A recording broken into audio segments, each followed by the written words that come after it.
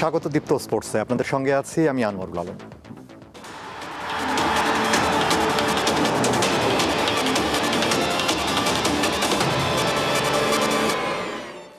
আগামী 6 অক্টোবর বিসিবির পরিচালনা পর্ষদের নির্বাচন। তবে এবার নির্বাচনকে নিয়ে জন্ম দিয়েছে নানান বিতর্ক। তাই এমন পরিস্থিতিতে নির্বাচন আয়োজনকে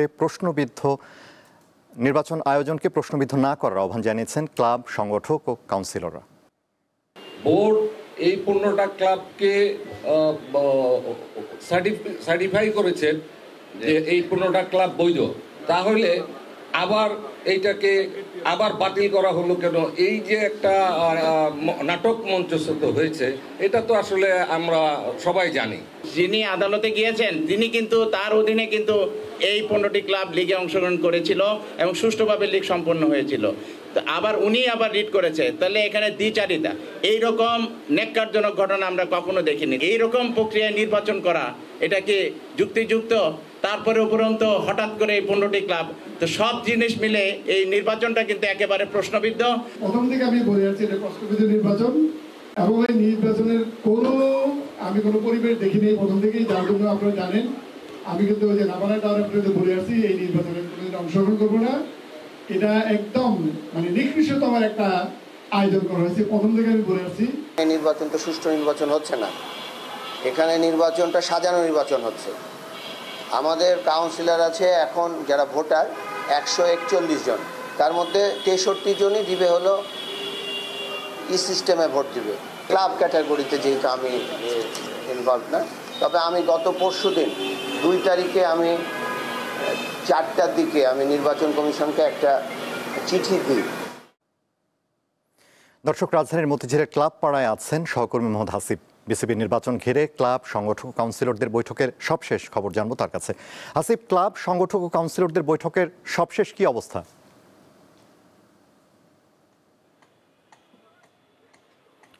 আনোয়ার, আসলে বিসিবি নির্বাচন একটা বিষয় সবসময় ভাবে হয়ে উঠবে সেটা খুবই প্রত্যাশিত ছিল। এই জন্য যে বিসিবি নির্বাচনও এত আলোচনা হয় এবং যেটা প্রভাবটা 6 তারিখ হচ্ছে নির্বাচন, তার আগে ক্লাবগুলো, জেলা এবং যারা আছেন ক্রিকেটের সাথে সংশ্লিষ্ট তারা প্রত্যেকে মিলে আজকে 14টি ক্লাবের শীর্ষ কর্মকর্তারা মিলে কিন্তু এই সংবাদ সম্মেলন করেছে। এবং এখানে আসলে এই বিষয়টা যে বিসিবি নির্বাচনে নোংরামি, যেটা কিনা তামিম ইকবাল নিজেও এই কথা বলে তিনি বিসিবি নির্বাচন থেকে পদত্যাগ করে নির্বাচন থেকে সরে দাঁড়িয়েছেন।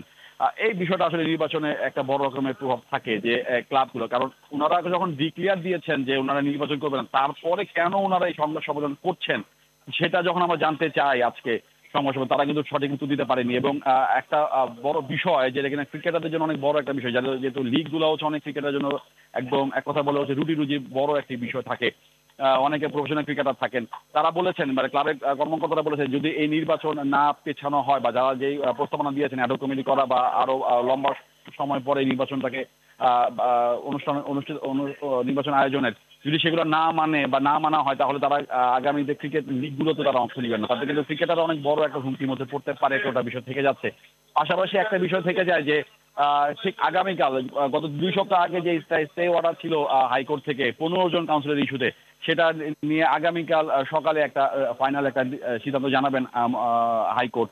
তো সেটার উপর নির্ভর করে কিন্তু অনেক বড় একটা বিষয় থাকবে যে তারা এরপরে বিসিবিতে এই কর্মকর্তারা বা ক্লাবের কর্মকর্তারা বিসিবিতে যাবেন কিনা বা বিসিবিতে গেলে তারা কি করবেন, তাদের পদক্ষেপ কি হইতে পারে বা কি হবে। এবং বিসিবি কিন্তু আসলে নির্বাচন আয়োজনের ব্যাপারে সর্বোচ্চ ভাবে তারা চেষ্টা করছেন এবং তারা কিন্তু প্রস্তুত বলতে গেলে, কিন্তু ক্লাবের থেকে এরকম বিষয় একটা বড় রকমের দুশ্চিন্তা থেকে যায় যে আসলে নির্বাচন ঘিরে আসলে হচ্ছে নাকি এবং ক্রিকেটারদের ভবিষ্যৎটা বা কি থাকে।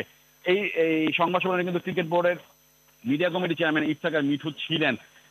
তিনি কিন্তু আসলে আমরা তার সাথে ব্যক্তিগতভাবে কথা বলেছি, তিনি কিন্তু আসলে গণমাধ্যমের মুখোমুখি হন নাই, ব্যক্তিগতভাবে কথা বলে যেটা জানতে পেরেছি যে এই নির্বাচন নিয়ে যে একটা ধূসরতা রয়েছে সেটা আসলে ক্রিকেট এবং ক্রিকেট সংশ্লিষ্ট সকল ক্লাব এবং খেলোয়াড়দের জন্য অনেক বড় রকমের হুমকি। এরকম ভাবে আসলে নির্বাচন হতে পারে না। যদিও এই মোহামেডান স্পোর্টিং ক্লাবের